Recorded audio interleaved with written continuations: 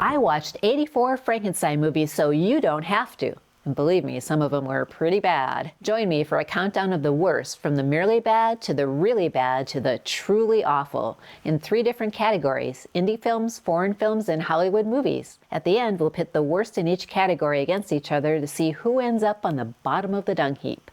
Let's get started with the indie films. The first one was directed by Ricardo Islas in 2011 in an area surrounding Chicago, Illinois, where of course all the best Frankenstein films are shot. It's called Frankenstein, Day of the Beast. And to tell you the truth, I was a little bit on the fence about including this one in this countdown because they actually do some things pretty well. They have some really great cinematography, good special effects, and the acting isn't all that bad. But there were a few things that just got under my skin. So let's watch.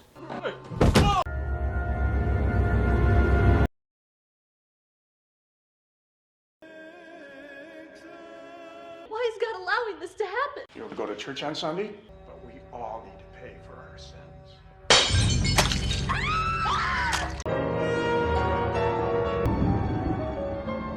Can you follow my hand? It's not for having created it that it hates you. It's for not accepting him. You can blow it into 1,000 little pieces and each one of those pieces will still be alive.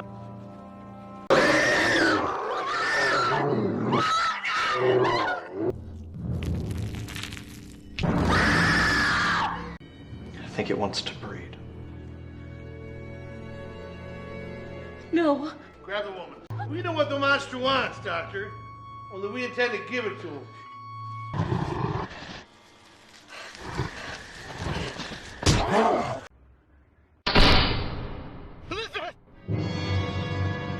So, just to make things a little more interesting and hopefully evaluate the movies a little more objectively, we're going to use this scorecard. So we're going to be ranking the movies on the basis of concept, script, acting, editing, audiovisual. Most people would call it cinematography, but I like to include the audio in there sometimes too.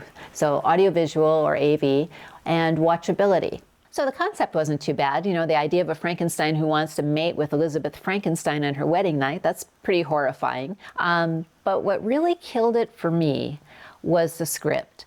First of all, the idea of turning his encounter with a blind man into a killing rampage was just, it just blew the whole idea of the Frankenstein story for me, because that is one of the most touching parts of the film, the human connection that he has with him and the acceptance. And then that whole thing where Elizabeth says, oh, it's because you didn't accept him, that's why he wants revenge. You know, that would have made sense in a normal Frankenstein movie where they're being faithful to the book. But this Frankenstein wakes up from the dead and starts trying to kill people right away, so it doesn't make any sense whatsoever. And I like it when things make sense.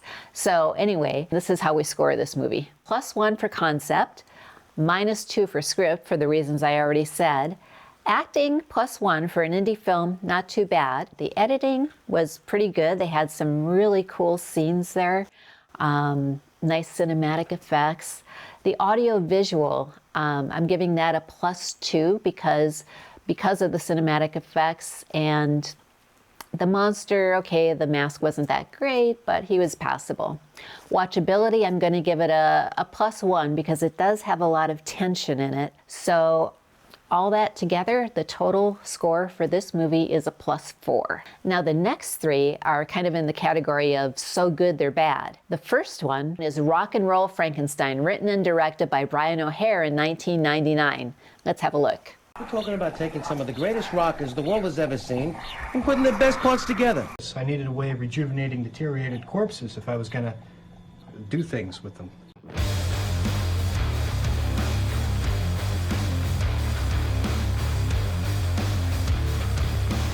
What about his fucking hose? The coxman of all rock and roll. Jim Morrison's love tool. Quick, we gotta pick another pecker. A good tap in the balls will wake up anybody.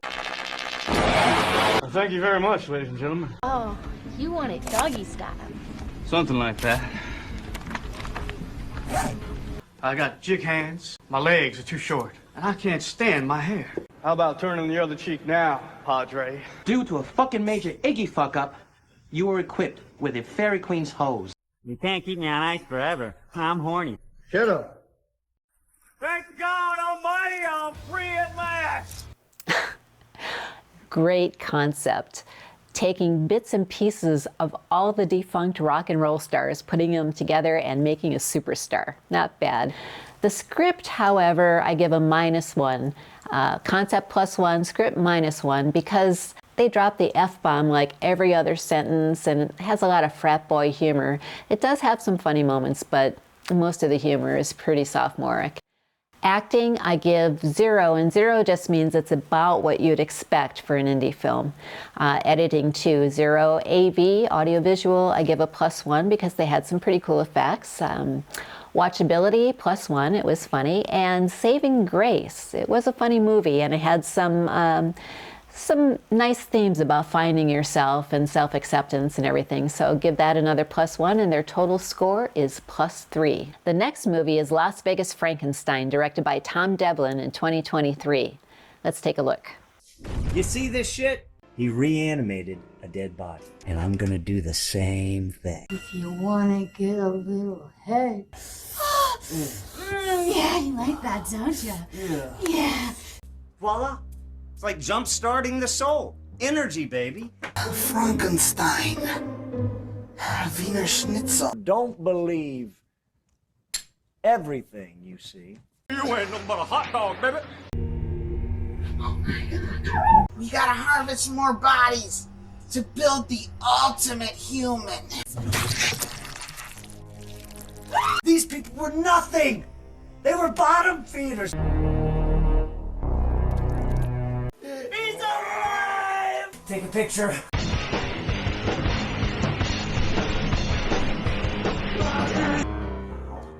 Wait! Stop the press! Please stop the picture! You know, when you compress an entire movie down to 1 minute, they actually look a lot better than they really are. So for this one, I gave the concept a +1 because the whole idea of resurrecting the dead in a Las Vegas magic show was, I thought it was pretty funny. The only other thing that was of note here was the audio visual, which I give a +1 because they did have some pretty cool special effects. Everything else in this movie was pretty much what you'd expect. Saving Grace, there were some funny moments, so I give it a +1 for that. So total score, +3. The next movie is Frankenstein's Hungry Dead, directed by Richard Griffin in 2013. We should come back tonight after they close. You want some of this? Oh, yeah. You want some of this? This was supposed to be just Colton and me. We heard you talking. You might as well just invited us. I've always wanted to have sex in a coffin. This is kind of hot. Hot? This is fucktacular. I think you might be heading in the wrong direction.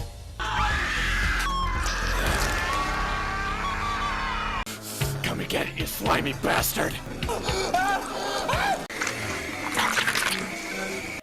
Hitler said to me that my methods were inhumane. They ripped his head off like the gingerbread man. And I just stood there. Ah! Let's brawl!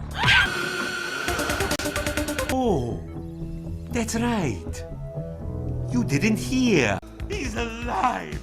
Holy shit! He's alive!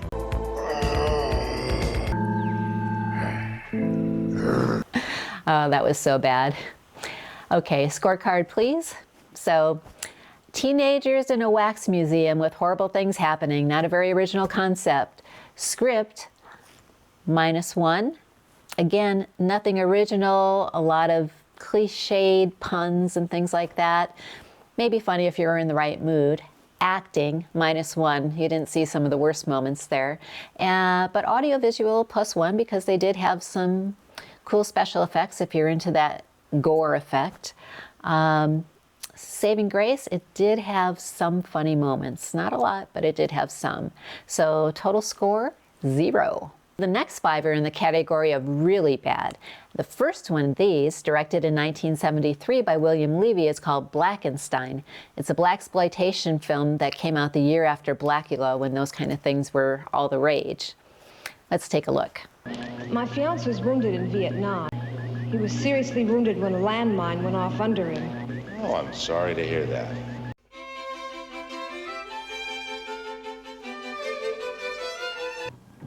Can I have some ice cream? Ice cream? Hi, Cal, this ain't no damn hotel. I have been working in the field of replacing limbs.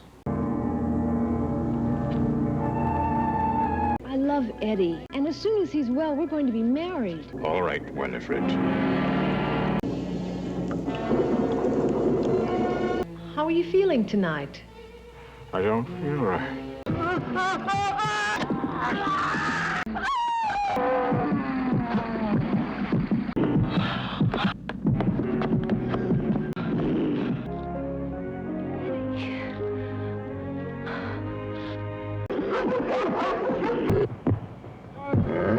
Okay, scorecard, please. Acting, -1. There was some really, really bad acting. And other than that, nothing really of note except for a saving grace. There was a nightclub scene that was actually pretty entertaining, had some really good music, and the comedian who told some jokes that weren't hilarious, but they were more entertaining than the movie was, that's for sure. So +1 for that. And so 1 - 1, 1 + 1 gives us a total score of 0. The next movie, Frankenstein's Monster, was directed by Sid Lance in 2014, and it's supposed to be a fairly faithful rendition of Mary Shelley's Frankenstein.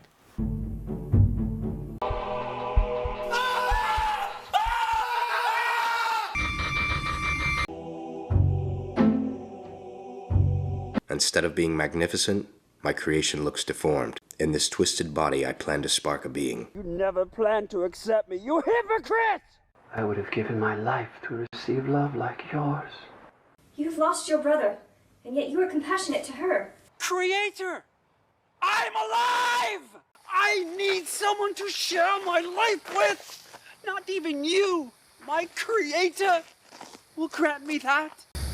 I will be with you on your wedding night. Good gracious, Victor. What's the matter? How does it feel to lose your chance at love? Tell me, Frankenstein! Farewell, Creator. Your life's work ends today. I shall redeem our sins, yours and mine, by extinguishing the spark you gave me. Okay, well, I mean, if these were a bunch of high school kids, which they may have been, I don't know, maybe college, I'd say valiant effort, sort of, but okay. The script was indeed a fairly faithful rendition of Mary Shelley's Frankenstein, so +2 for that, but acting, -2, really bad. Some of the actors weren't as bad as others, but a lot of it was just, ugh. And the audio and visual, -1, because that Frankenstein, for one thing, was just like any normal guy. I wouldn't turn twice if I saw him walking down the street. In fact, he was actually kind of good looking. So they could have, you know, put a little makeup on him or something. And then the whole steampunk effect, which is kind of how they touted this. You know, the one little tiny steampunk vent in his throat, and then the lab had a few cogs and stuff, but it didn't have the steampunk aura that I was really looking for. In fact, you know what movie does it even better? It's called Victor Frankenstein. I don't remember the year off the top of my head, but that's got all kinds of steampunk stuff in it. Really cool. So watchability 0 because the acting was so bad. It was just really hard to watch. So the total score, again, 0. The next movie was written and directed by David Weaver in 2021, and it's called The Last Frankenstein.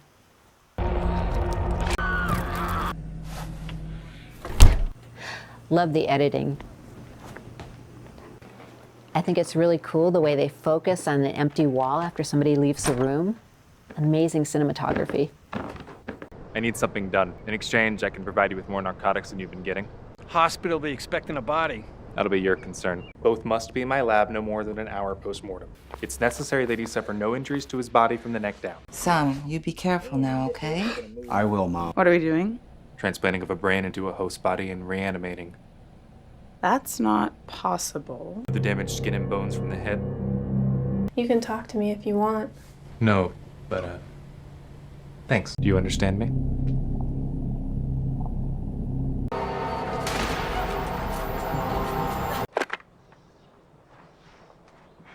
I've done worse.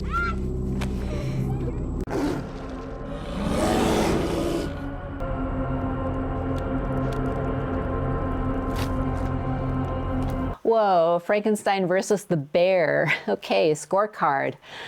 Again, acting, -1. Boy, especially between that boyfriend and girlfriend, there is like no chemistry whatsoever. And editing, well, I think that's self-explanatory. All those scenes where they just keep the camera focused on the wall or the chair or the door or whatever after somebody's left the scene. Audio and visual, it did have some pretty decent effects, especially if you like that gore factor. But there was like this constant hum in the background, or maybe it was like tense music or something, but it was kind of annoying and detracted from the overall movie. So I think that +1 and a -1 kind of cancel each other out. Watchability, you could watch it, but nothing that would really hold your attention that well. Saving grace, the atmosphere of tension that was created by the background music really helped, even though it was sometimes annoying and detracted from the movie, but it was a tense movie. So total score, -2. The next movie is I Was a Teenage Frankenstein, directed by Herbert L. Strock in 1957. Maybe his name should have been Schlock. Well, this is going to be a real treat. I plan to assemble a human being using parts and organs from different cadavers. The head's crushed in. Face is beyond recognition. Science has proved conclusively that in all forms of life, the female pursues the male. Now I have to get 2 hands and a right leg. The scattered and partial remains of the Plymouth track team. They come up here for some quiet necking. It's a lover's lane. Answer me! Groovy. Look!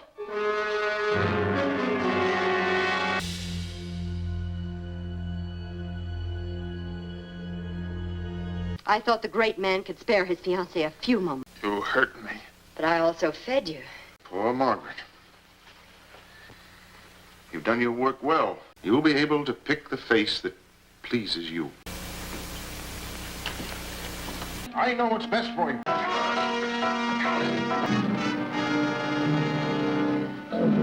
All's well that ends well. Seriously, that movie had all the atmosphere of an episode of Dragnet and no sympathetic characters whatsoever. Script, I give it a -1 because, I mean, there was really nothing about that hadn't been hashed over already by the 50s so many times. Watchability, -1. There's really nothing special to say about this. So total score, -2. Our next movie is called Frankenthug. That should get a point just for original title. Written and directed by Richard Tanner in 2017. Let's go. I'm gonna live forever, motherfucker. Boys, light 'em up. It was nice meeting you, Brooklyn. Hey. Those are some great legs. What time are they open? After your bedtime, Grandpa. All right, he looks good to go. Are we gonna at least say something? Shake and bake? You shoot me with that damn smoke gun again. Gucci. Oh, Detroit, you. Man, you alive, bro. Do you know who shot you? Gucci? Well, it's because I'm black, ain't it? Maybe, but at least I think you're cute.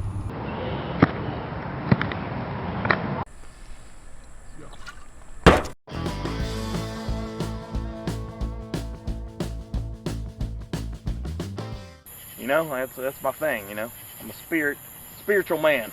Just answer the question. Is he back from the dead? Fight!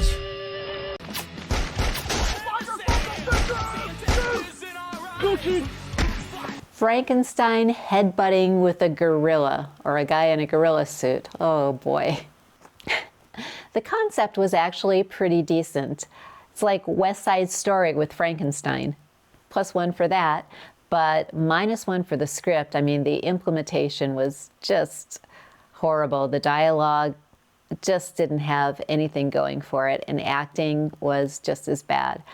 And the Frankenstein himself was just like, he looked the same when he came back to life as he did before he died, which fits in with the story, but you know, you kind of want a little juice in there. And then that guy in the gorilla suit, I mean, that was kind of hokey. So there was a saving grace that there were funny moments here and there. And you know, actually the music from that country band wasn't too terribly bad, although a lot of the music throughout was kind of annoying. So total score, -2. Now we come to the last two indies, the truly awful. The first one is Amityville Frankenstein, written and directed by Nick Box. What are we doing here? It's called a burglary. It's quite fun though. It's like being Scooby-Doo, isn't it? You know, it's like I'm Shaggy and you're Scooby. I'm not kidding when I say literally half of this movie involves these guys climbing stairs. And that scene comes up over and over again too. Says here, decadent? The deceased. Yeah. Some switches in it. Might be a light. Here, Ted, I found something.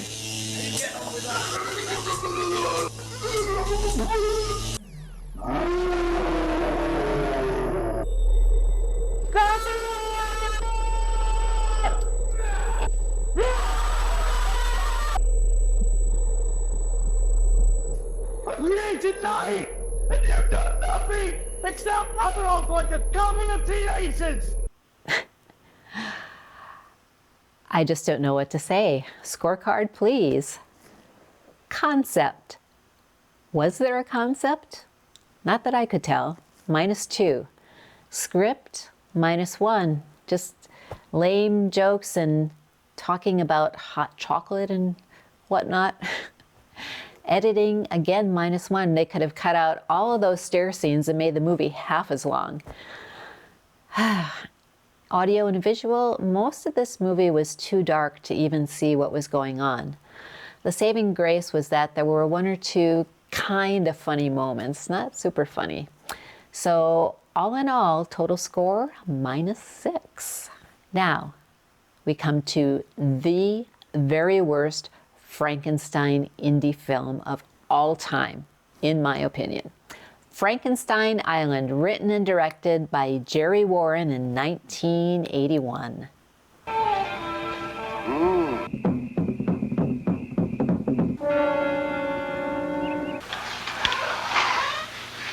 Edgar Allan Poe had me in mind. I'm Sheila Frankenstein. They have to be literally cut in half with a machine gun. This is my husband, Dr. Von Helsing. Oh, disciple of the 12 lions. We better start building that raft. The parallel link to pure alien. Well, transfusing animal blood with that of a human never seemed promising. This kind of thing happen very often? Sometimes. It's power. It's power. Don't you remember? And behest the name of Frankenstein to endure.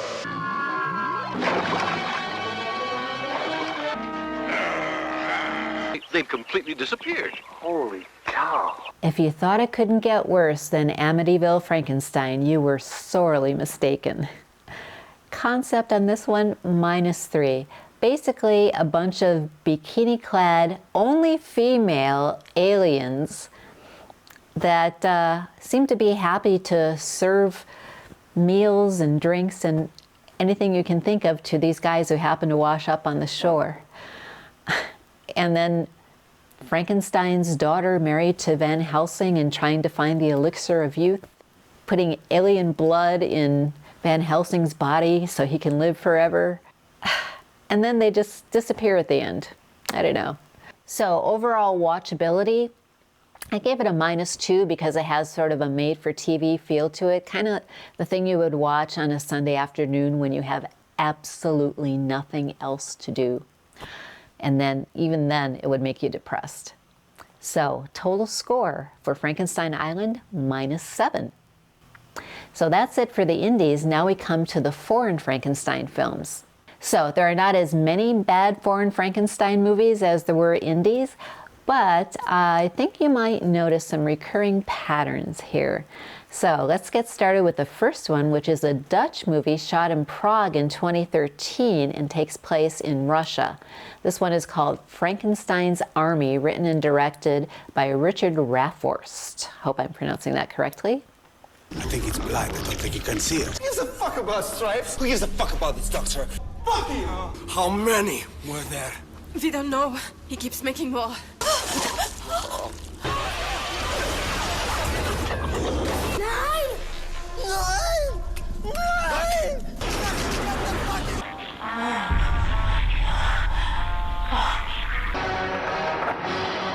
Men would be more efficient if they have hammers and screwdrivers instead of fingers.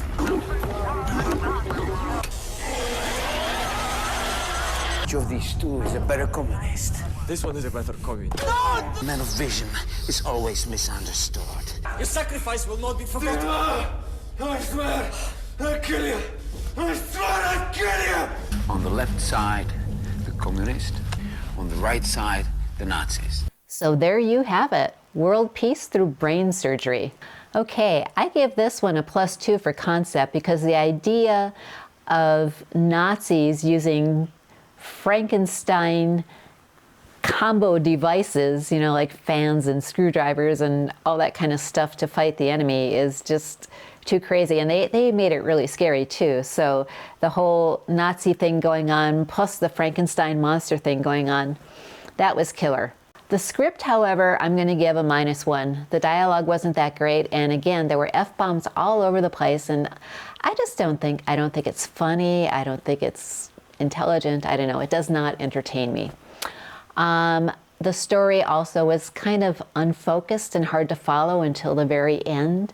So acting, however, was not too terribly bad, so I gave it a +1 because most of these other foreign films had pretty lousy acting. Audio and visual, +2 because actually they probably deserve even more than that. I understand that they were working for years getting all those crazy devices working and ready to go for the film, so that's pretty impressive.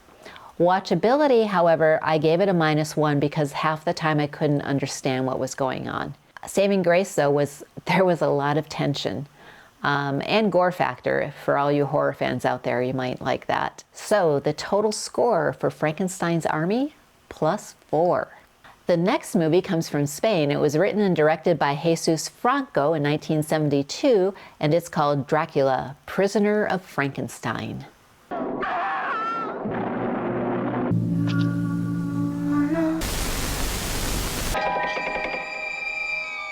La sal, la tierra, el sol, el agua, la leña verde, el fuego, las cenizas. Frankenstein.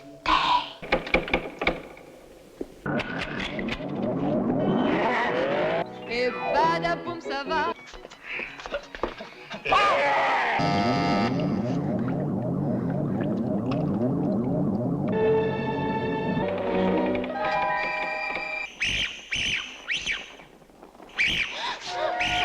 Ahora ya reino sobre el más allá.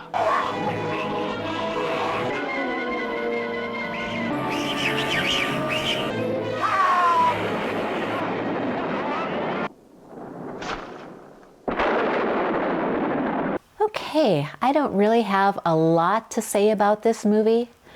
Everything was pretty average, about what you'd expect for this level of foreign film. I gave it a +1 for audio and visual because they had some nice costumes, and I mean, the Frankenstein himself was not great, but there was a lot of other nice costuming and a lot of sort of very atmospheric moments. But watchability, I gave it a -1 because it was boring as shit. It was atmospheric, but there's almost no dialogue. And I mean, that could be a good thing. That's probably why it was so atmospheric. You never were 100% sure what was going on. Maybe because my mind was wandering so much when I was watching it. But for tension, I gave it a saving grace +1 and a total score of +1. The next one comes from Italy. It's called Ritorno dalla Morte, or Back from the Dead.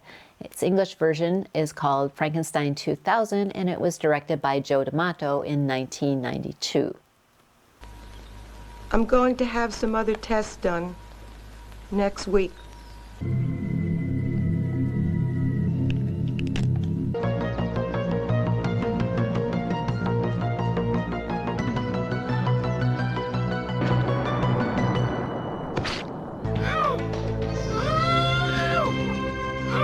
Your Honor, I think he's in shock because he's realized that his victims didn't die.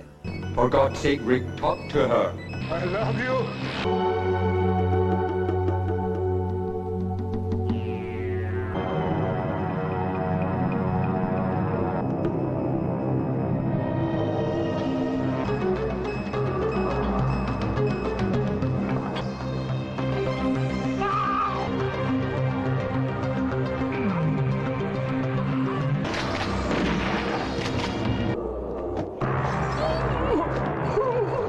Look at me.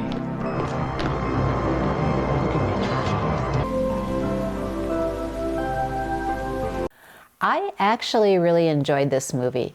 The concept was pretty good and pretty unique. The idea of, in case you didn't catch what was happening, this woman was in a coma and she was able to psychically connect with this guy after he died and get him to exact revenge on the guys that raped and beat her up. So that was a pretty cool concept. I liked it. Really unusual. Acting, however, and this is why it landed on this list, -3. As you saw, it was so laughable. I think it was dubbed. I'm pretty sure it was dubbed, but the dubbing was so horrible. I have never heard anything so bad. I'm sure elementary school kids could do a better job than that. Nothing else really extraordinary about it besides the concept and the horrible acting. Watchability, though, I gave it +2 because the story just really drew me in and I didn't get bored. So total score for this one, 0.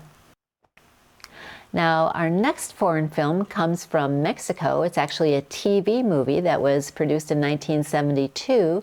It's called Santo versus Frankenstein's Daughter, directed by Miguel Delgado. Soy yo hace 30 años cuando empecé a usar el suero. El santo ataca en una forma durísima. Es lindo, mi santo. Necesito la sangre del enmascarado de plata a como dé lugar. Cuando te ordené que investigaras a Santo, me dijiste que tenía novia. Ella me servirá de carnada.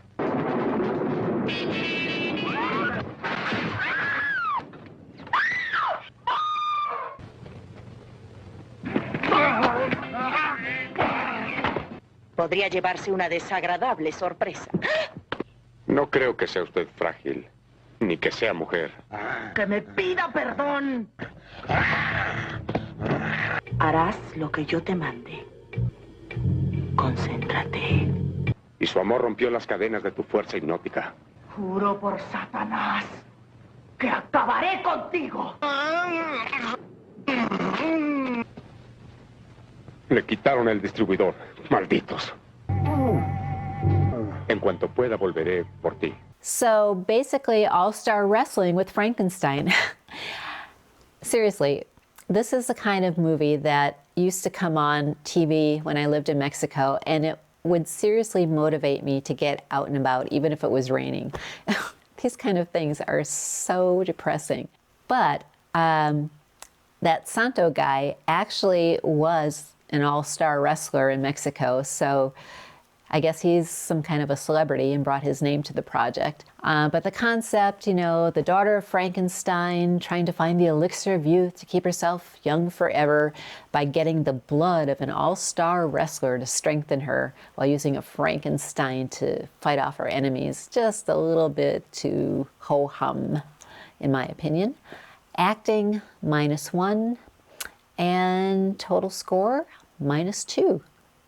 Now we're moving back to Italy with 1974's Frankenstein's Castle of Freaks, also known as Terror il Castello delle Donne Maledette, which means Terror, the Castle of the Cursed Women, directed by Dick Randall. What about the sighting of this Neanderthal man?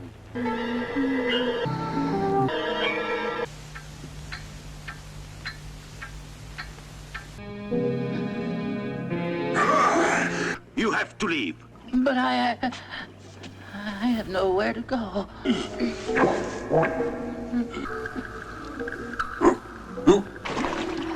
Oh, it's so warm. Now it's my turn. It was Count Frankenstein's daughter. I might have had my revenge. I'm going to teach you the pleasures of life. We have civilized his instincts by substituting his brain.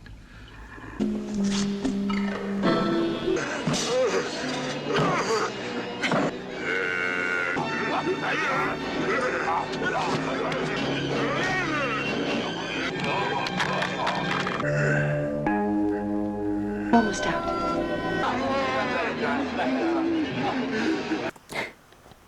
And now we have Frankenstein cavemen. Concept -1. Script -1. You know, this movie was basically an opportunity to show as much female flesh as possible. You probably noticed that. Women were always getting raped or bathing each other or being observed while making love with their lovers. And then, you know, this is not the only Frankenstein caveman movie I've seen, but this is the only one that was quite that schlocky. The other one was a Peter Cushing film, which are generally pretty good.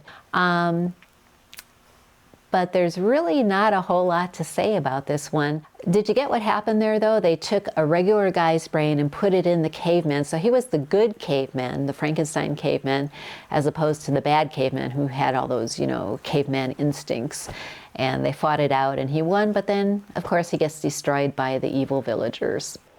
Total for this one, -2. And now we come to the second worst foreign Frankenstein film. This one hails from Spain and was released in 1973. It's called The Erotic Rites of Frankenstein, or its Spanish title, La Maldición de Frankenstein, which means The Curse of Frankenstein. Written and directed by Jesus Franco. That sounds familiar, doesn't it? Isn't that his second film on this list of worst Frankenstein movies? Let's take a look. Veo la criatura de Frankenstein, raptando bellas vírgenes para satisfacer tus deseos. A partir de este momento yo soy tu amo. Es el doctor Frankenstein. Acaba de morir. ¿Me oyes, padre? Ven.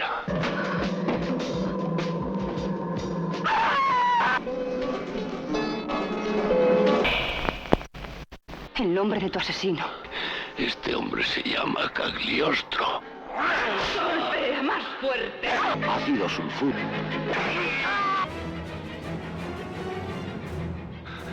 Toma esa llave. Encontrarás una sorpresa. Son ellos los que mataron a tu amo. El maestro Cagliostro quiere que la mujer más extraordinaria sea tuya.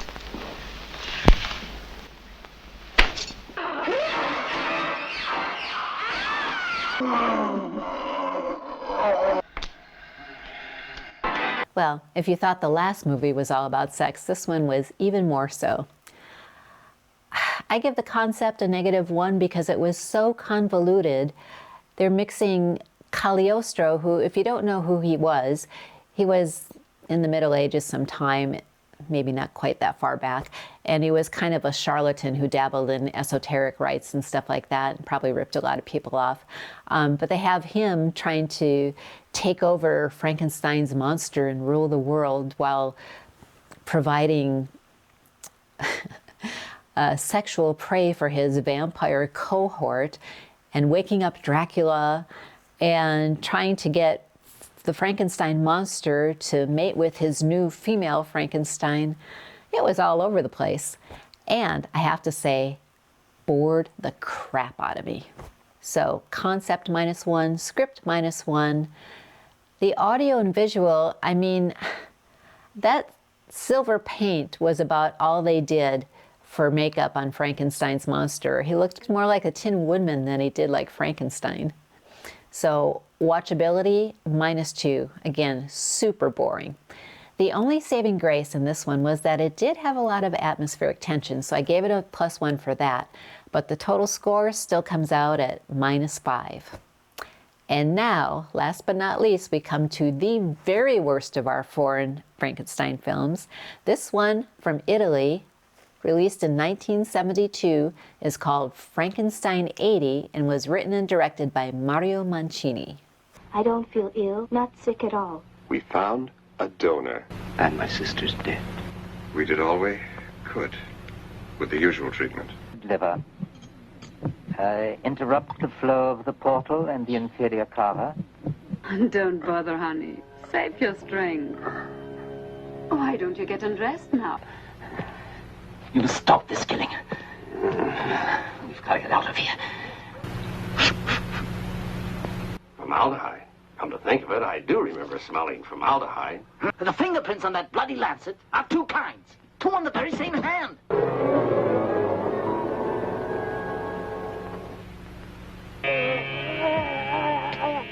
You've now attacked me, and I shall have to destroy you.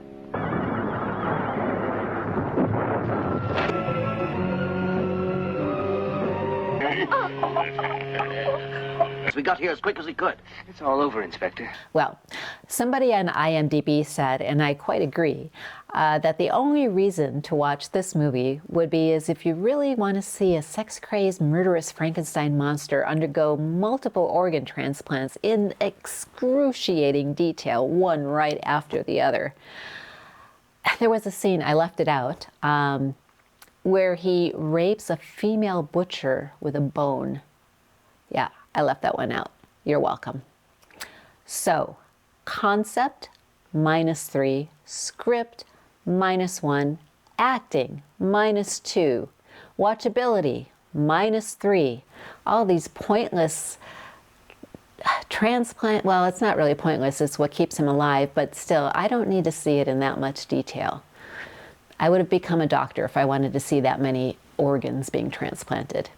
Rapes galore, abysmal acting, total -9. Well, we've seen the worst of the worst, but there's more to come. Now we're going to move on to the Hollywood movies.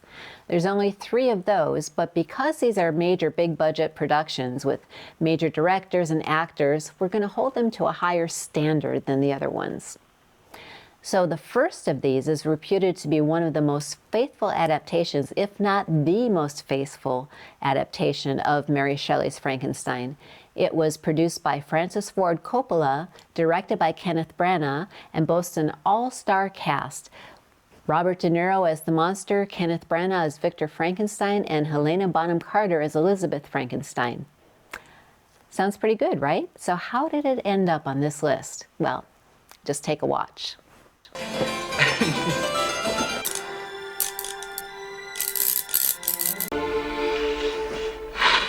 It's alive.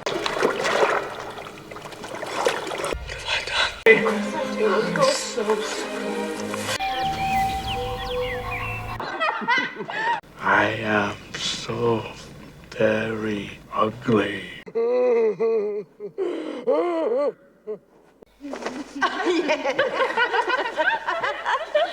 You gave me this motion, but you didn't tell me how to use it. Whatever has happened, I love you.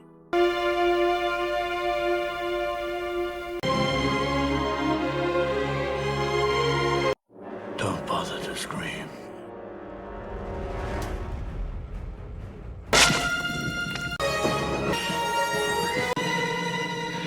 Elizabeth? See what I mean? This movie didn't know if it wanted to be a romance or a gore fest. Concept, just average concept being a faithful adaptation, and it was fairly faithful. I give the script a -2 though, because A, it involved way too much romance. It bored me to tears. I mean, yeah, put enough in there so we get the idea that there's a great deal of feeling between these two, but I don't need to watch probably an hour's worth of these two making out. When I watch a Frankenstein movie, that's not what I expect. And as far as being a faithful adaptation, I mean, he'd never reanimated Elizabeth in the book, so I don't think it really qualifies as the most faithful adaptation. And why on earth? She had her heart ripped out by the monster, and he's trying to reanimate her, so he cuts off her head and her hands and puts them on another body? Why? Why not just put a heart in her? Okay, I mean, the science is non-existent anyway, but still, it just doesn't make any sense. Acting, of course, was very good, especially Robert De Niro. I mean, for his acting was the saving grace of this movie, so +2 for that. So for editing, I give this a -1 because, quite honestly, they could have left about 80 or 90% of those romance scenes on the editing floor. I really do not need to see Victor Frankenstein groping Elizabeth Frankenstein's crotch. Thank you very much. I'm not a prude, but it's just not necessary. And the audio visuals, though, were pretty good. I like the makeup that they did for the Frankenstein's monster. They made him look really gruesome in a way that was believable, you know, all the parts stitched together, and in a way that probably wouldn't really heal well over time. And there were a lot of beautiful costumes, lots of scenery, so watchability, however, -2. Again, this movie just bored me so much, I kept looking at my watch to see when it was going to be over. And to tell you the truth, they had all the elements there for a really good version of Frankenstein.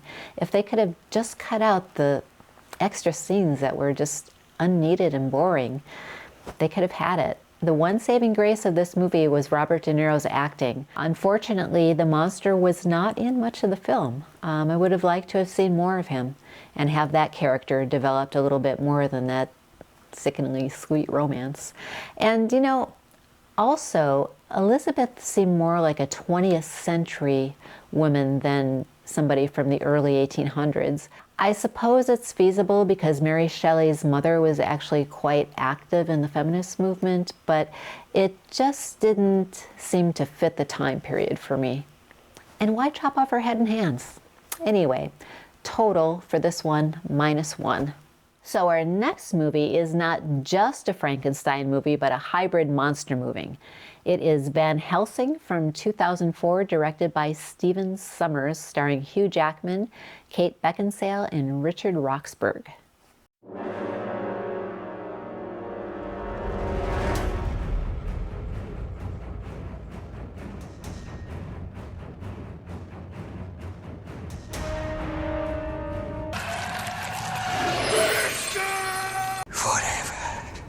Oh, my lord. It is not so bad.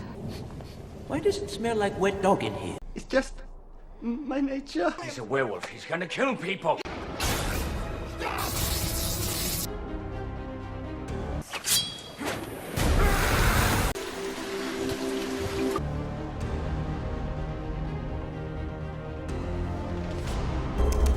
So much trouble.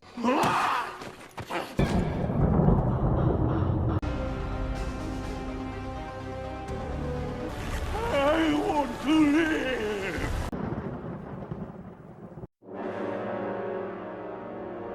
So there was really a lot of captivating imagery in this one. Beautiful landscapes, costumes, just all kinds of eye candy and pretty cool special effects too. But special effects do not a movie make. And to me, quite honestly, it was sensory overload and the story was quite thin. So for the scorecard in this one, I gave the concept a -1. I know the story is kind of a classic, but there was so much going on, I couldn't even really tell what the story was for the most part. And the script too, -3 really, because it didn't clarify anything. There was just a lot of sort of sassy, fast talking, you know, the kind of thing that maybe people who watch a lot of comic book movies would like. I don't know, it's not really my thing. Acting, normal. Editing was pretty good, you know, they kept things moving. You certainly, I was going to say you didn't get bored, but I did get a little bored because when there's that much sensory overload, I just kind of tune out. Audio visual effects, I did have to give it a +3 because there was some stunning scenery in there. And that was really the only thing that kept me watching. So, but overall watchability -2 because of the thin story. And there were no characters that I really cared about. I could care less if Van Helsing got the Dracula or the Frankenstein or not. And the Frankenstein monster himself was kind of a sympathetic character, but he didn't even come in till the end of the story. So, yeah, -2. So, for our very last Hollywood bad Frankenstein movie, we have I, Frankenstein, released in 2014 and written and directed by Stuart Beattie. I was cast into being a living corpse without a soul. Hell-spawned creatures unleashed by Satan after his fall from heaven. Now I would hunt those who were hunting me. It is written proof that God is now no longer the sole creator of man. Where does life begin? I am not human. Bring me Frankenstein's monster. Call every gargoyle you can spare. Post them on every rooftop. I think I can reproduce it. You go talk to the Gargoyle Queen. Nibirius has found a way to summon every demon you've ever descended in bodies that have no souls.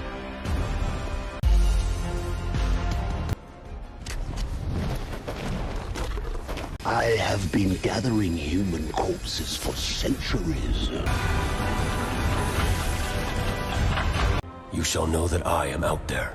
So, my criticism of this movie is pretty much the same as for Van Helsing, only worse.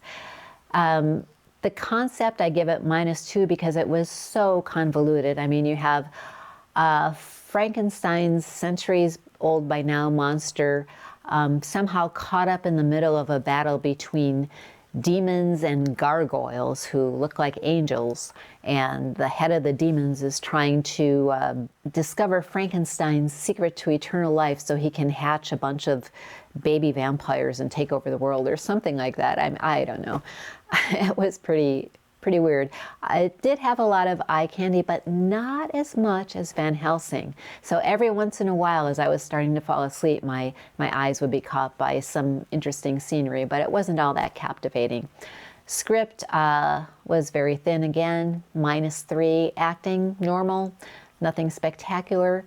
Editing was pretty cool. They kept it moving, but yeah, there was just, if they could have put a story in there, a real story, I don't know. Audio and visual, again, you know, +2. It was eye candy, but not much more than that. Watchability, I give it a -2. And I didn't really care about any of the characters, I think even less than in Van Helsing. So the total score for this one is a -3. Now we come to the part where we compare the worst of each of the 3 categories with each other and see who ends up on the bottom of the barrel. If you remember, the worst of the indies was Frankenstein Island, coming in at a whopping -7 points. But that was outdone by our foreign film Frankenstein 80, which came in at a whopping -9. And last but not least, the worst of the Hollywood movies was I, Frankenstein, with a score of -3. So the worst of the worst is the Italian movie Frankenstein 80. And there you have it, ladies and gentlemen. You may or may not agree with me. Let me know in the comments. Meanwhile, for more on Frankenstein, check these out.